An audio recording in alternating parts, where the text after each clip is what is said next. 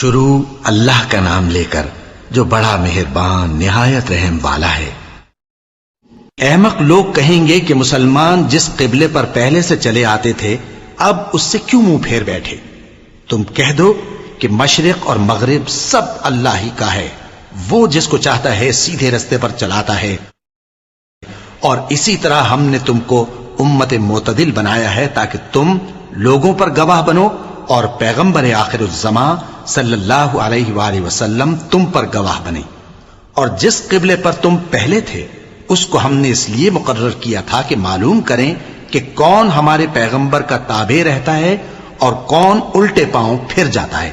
اور یہ بات یعنی تحویل قبلہ لوگوں کو گراں معلوم ہوئی، مگر جن کو اللہ نے ہدایت بخشی ہے وہ اسے گراں نہیں سمجھتے، اور اللہ ایسا نہیں کہ تمہارے ایمان کو یوں ہی ضائع کر دے۔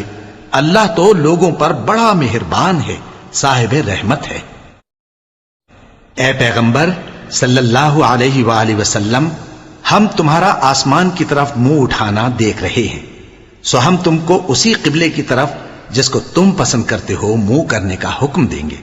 تو اپنا منہ مسجد حرام یعنی خانہ کعبہ کی طرف پھیر لو، اور تم لوگ جہاں ہوا کرو نماز پڑھنے کے وقت اسی مسجد کی طرف منہ کر لیا کرو۔ اور جن لوگوں کو کتاب دی گئی ہے وہ خوب جانتے ہیں کہ یہ نیا قبلہ ان کے پروردگار کی طرف سے حق ہے، اور جو کام یہ لوگ کرتے ہیں اللہ ان سے بے خبر نہیں۔ اور اگر تم ان اہل کتاب کے پاس تمام نشانیاں بھی لے کر آؤ تو بھی یہ تمہارے قبلے کی پیروی نہ کریں، اور تم بھی ان کے قبلے کی پیروی کرنے والے نہیں ہو، اور ان میں سے بھی بعض کے قبلے کے پیرو نہیں۔ اور اگر تم باوجود اس کے کہ تمہارے پاس علم یعنی اللہ کا حکم آ چکا ہے ان کی خواہشوں کے پیچھے چلو گے تو ظالموں میں ہو جاؤ گے۔ جن لوگوں کو ہم نے کتاب دی ہے وہ ان پیغمبر آخر الزمان صلی اللہ علیہ وآلہ وسلم کو اس طرح پہچانتے ہیں جس طرح اپنے بیٹوں کو پہچانا کرتے ہیں، مگر ایک فریق ان میں سے سچی بات کو جان بوجھ کر چھپا رہا ہے۔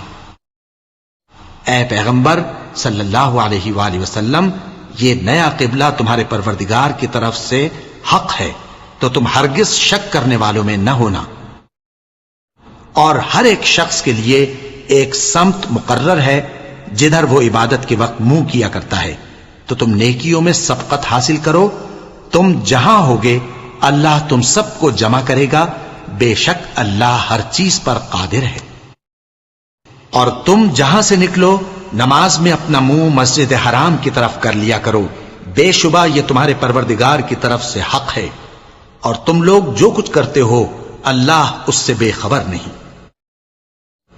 اور تم جہاں سے نکلو مسجد حرام کی طرف منہ کر کے نماز پڑھا کرو، اور مسلمانوں تم جہاں ہوا کرو اسی مسجد کی طرف رخ کیا کرو۔ یہ تاکید اس لیے کی گئی ہے کہ لوگ تم کو کسی طرح کا الزام نہ دے سکیں، مگر ان میں سے جو ظالم ہیں وہ الزام دیں تو دیں، سو ان سے مت ڈرنا اور مجھی سے ڈرتے رہنا۔ اور یہ بھی مقصود ہے کہ میں تم کو اپنی تمام نعمتیں بخشوں، اور یہ بھی کہ تم راہ راست پر چلو۔